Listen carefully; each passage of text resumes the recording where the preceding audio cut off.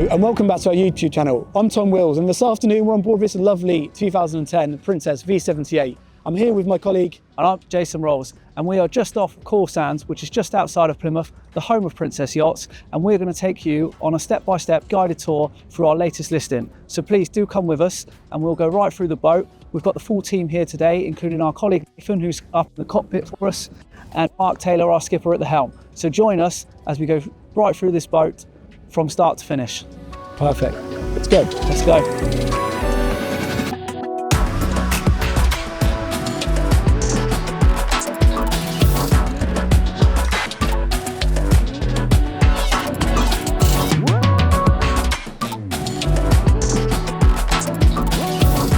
So great intro, Jason. What a boat. I mean, we're here, stood on the transom. I mean, what a better place to start this video than be on this amazing platform here and yeah, no, definitely. And I think, as we said, Tom, you know, a platform, or especially nowadays, is more popular known as a beach club. Yeah. It's a very important part of the boat. You know, you've got the high-low bathing platform here. Yeah. So, you know, on probably a bit of a nicer day, as we said earlier, sun may come out, may not. You'd have the tender launch. I think this one takes it does take a Williams 435. But don't forget, you've also got the tender garage in here. So with that lifting up, you've got plenty of room for additional toy, jet ski perhaps, maybe paddle boards. And we've got crew cab starboard side. Crew cab starboard side as well.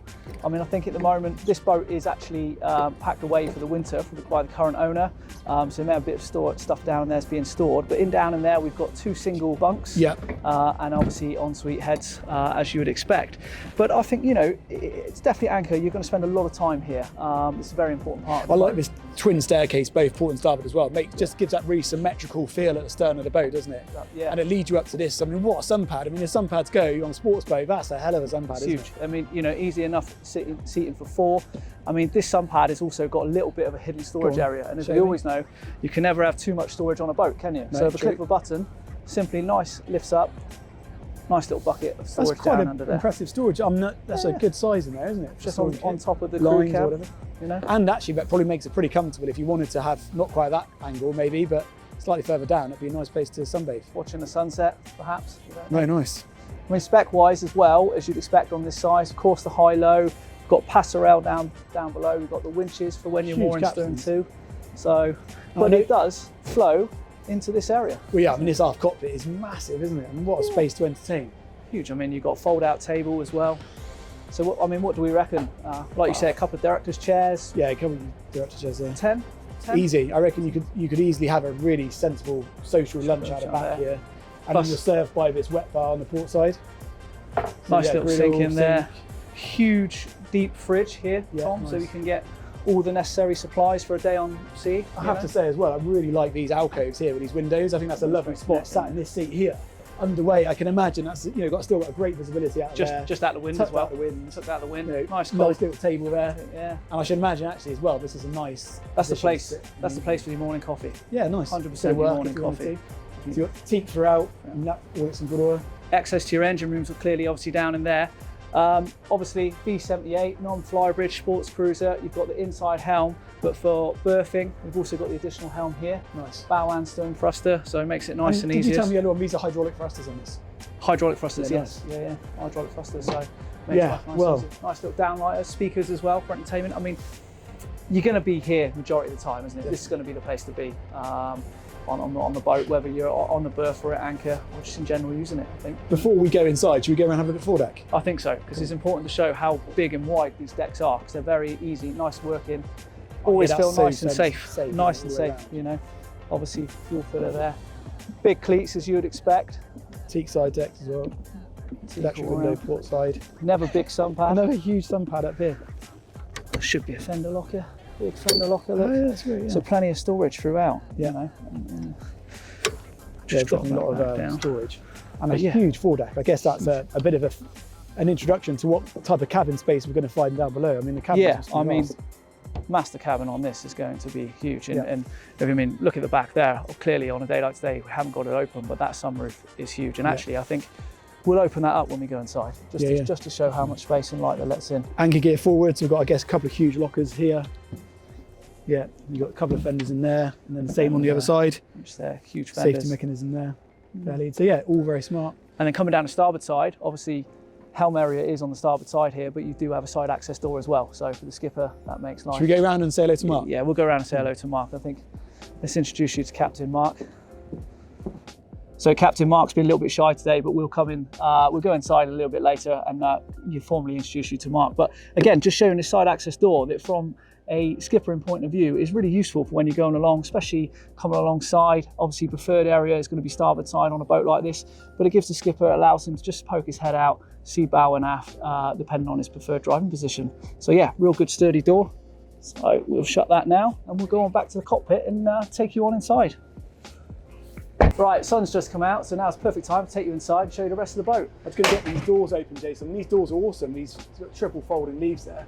Real solid really doors. Opens up that space. Yeah. And then shall I ditch? Got the window there as well, so that obviously electrically that goes down, Tom, which actually, once fully down, with the doors fully open, it just makes the cockpit and the saloon as one, really flows. It does, yeah. Do you agree? I think it's quite nice. It definitely gives you that whole inside feel, yeah. And to be fair, when this boat was built, that was really quite revolutionary to have. Yes. I mean, now lowering windows quite the usual thing to see, but actually in 2010 that would have been really quite unique. Yeah, and I mean, you know, especially follow on from that, you know, a lot of boats now are all galley up, you know, serving the area, but with this boat, because you've got such a huge cockpit with the wet bar there, and so it just gives you all the room for seating, and you don't really need the galley up because you've got a huge fridge there as well. Yeah. So it really does counteract that, I think, personally. And I know when we spoke earlier on, we said about how much seating there is outside, but then that's continued inside, isn't it? Because you've got another huge sort of C-shaped seating here. C-shaped sofa there. Opposite side. So there, that'll be a rise and fall TV there, so nicely hidden away, which is nice actually because you've still got these big windows,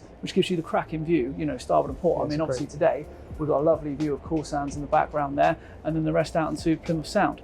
I mean, this is nicely finished off in the walnut interior in high gloss from Princess, which I know in its day was very popular. So, you know, we've got all the lighting, spotlights, we've got high level lighting around. What have we got in here? Is that, So that's another fridge there. Okay. So obviously service in this area. So as well as the main fridge downstairs in the galley, you've got your fridge there, drinks cabinet there, all your glasses, look, sort of nice little back lit up, so that's very nice, which actually accommodates both the saloon and the dining table, you know, for guests at night when you're on board. So it works well. But no, I think this whole area now, I mean, looking aft, it just flows completely, doesn't it? Yeah, that's spectacular to look at facing off from there, for sure. Which, you know, I think it's about time we start looking at the helm, don't we? I think we should go to the helm. Who's got the pleasure of sitting next to Captain Mark? Well, I believe that I should sit next to you and Mark should run me through all the systems, tell the people what they want to hear about, the technical details. So we're at the helm with Mark. Mark's just going to explain a little bit about it. Obviously this is his area of expertise. We've got two nice leathered upholstered bolster seats here, Mark, very comfortable for a long cruise, would you say? They are, and they're adjustable as well, forward and backwards. And that's electric, is it? Yeah, if you're short arse like me, you can get up and work it out. Yeah, so nicely done. Is that working there? So good. So yeah, we'll talk us through it. We've got twin Caterpillar engines on here. I think Tom was saying about 1400 horsepower. No, a little bit more, 1,825 each, I believe, on there. Beast. I mean, in tick over, this does about 6-7 knots. It's a lot of power behind it. Yeah. About 54 tons as well. And we're running now about just over 1,000 hours on each engine. They've got 1,038 hours on each engine at the moment. She ticks over at 600, just over 600 RPM. So it's a key start of the station activation here. There is actually another helm position there if you want to back the engine boat in. Clearly, from if you're in the Med. Obviously, chart plotters, they've been updated over time. Yeah, this one from you. Touch screen. All nice and easy. Flick between radar and plotter, or have a mixture of whatever you want to have on there. You've got your engine diagnostic and instrumentation on port and starboard engines. So there's a screen for each engine. For each engine. You've got your autopilot here. Yes. And then you've got your extra bits and pieces you can put on the other marine screen here. And you know, I'd say it's nice to say, even though you've got the glass helms on here, you do have your traditional chart plotter table there. So you know, to encourage people to still use the paper chart. Paper chart in case this sort of disappears and goes down. So it's always useful to have. And they've got their own chart light for it as well. Yeah. So it's actually quite simplistic once you get your head around it all, really. Visibility wise, from a skipper's point of view. Excellent, especially with the door here when if you're manoeuvring at close quarters, that's nice to open that up and see what's going on. But the visibility through here is actually very, very good. Right. Yeah, not a problem at all. Brilliant. No, it's very easy to manoeuvre. Yeah. It's very responsive, and you know where you are with it as well. Obviously, got bound stern adjustment, and they are quite powerful. Yeah. They're worth like hydraulics. Hydraulics, yeah, which makes life a lot Sure. lot more responsive when you're using that. Yeah, you've got nice wipers, demisters again for the screens, which is all good. But no, I think that's good. So I think we'll leave Mark now to carry on doing his job, which he's doing an excellent job of today, and we'll carry on the rest of the tour throughout the boat. We now bring you to one of the most important cabins on any boat, and this is the master cabin. And I think we can all agree this is a very, very nice stately room. Obviously midships, using complete width for the whole boat. You've got a huge double bed here with ample space to walk completely round. Nice flat screen, lovely desk there or vanity station. You know, you can be used for either or really, and a very nice chaise longue. Now what's really nice about this cabin is not only do you just get this real big spacious feel, you have a huge ensuite with his and her sink, a nice shower at the end, as well as a walk-in wardrobe on the port side. You know, it just oozes space. It really does give you that master cabin feel, and all that typical Princess quality. It was all finished off very nice with all the veneer and soft furnishings throughout. Now the boat is also equipped with another 3 cabins, 2 of them with ensuite and the other one with a Jack and Jill style setup. So without further ado, we'll go forward to the VIP cabin, which is located in the bow area. So as we move forward into the VIP cabin, again, you've got another generous double bed, electric roof blind, which is also known as escape hatch above. So it's letting plenty of light in. Venetian blinds as well to the side. Good use of cupboard here. Lots of hanging space. Flat screen TV on the wall. And onto the port side, we have a lovely finished ensuite. So very nice for all your guests and accommodation. Moving on to the starboard cabin, we have a twin bunk setup, ideal for kids or extra stowage if there's not so many guests on board. But again, lovely fitted out all throughout, another cupboard within there, nice little reading lights, and plenty of natural light coming through those good sized portholes from Princess. So moving on to the final cabin, we have a twin berth setup, so 2 single beds, again with a nice full size cupboard. Nice low level lighting, reading lights, which moves swiftly on into the Jack and Jill heads with a shower, which also accommodates those guests staying in the bunk room or day guests on board who just need to use the toilet, save them coming down into your accommodation. So as well as 4 cabins throughout the whole boat, the boat is also well equipped, which includes a very neatly placed washer dryer for those extra stays on board, as well as a nice laundry cupboard. So everything is nice to hand in this boat. All good quality fixtures and fittings, and as we can agree, the quality of the woodwork throughout the whole boat is in very good condition.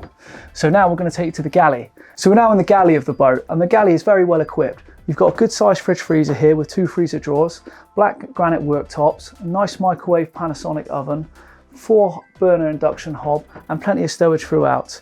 So, you know, plenty of space for those longer trips on board.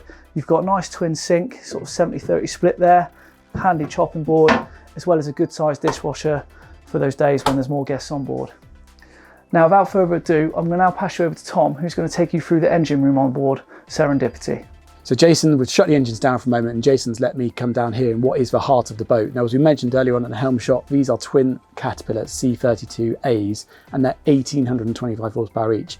Now, you'd have seen from some of the footage, this boat is effortlessly, the performance is beautiful, she's so smooth, and these engines are in great condition. Again, for the age, they are in really nice condition. As well down here, you've got a water maker, so you've got a water maker tucked up here, and you'll just see the volume in here. There's lots and lots of volume. You've got wing, port and starboard fuel tanks as well, and then you've got the Caterpillar remote start stations both behind me here. You do have a Raymarine camera in here for engine room video as well, including twin CPAR separator fuel filters, so you've got both port and starboard, which you've got the switchable lever on. So lots of kit down here. It is quite warm, so we won't hang around in here for too long. We'll get back out, but hopefully this gives you an idea of just how special this engine room is. That's the end of our tour here on this Princess V78. We are now going to wrap the boat back up and head back home to its home berth in Plymouth. We hope you've enjoyed it, and thank you for joining us, and we hope to see you again on the next video. If you've made it this far through this video, please don't forget to subscribe to our channel, leave us a comment below, and give us a thumbs up on this video. We really do appreciate all our latest subscribers. Should we hit the road as they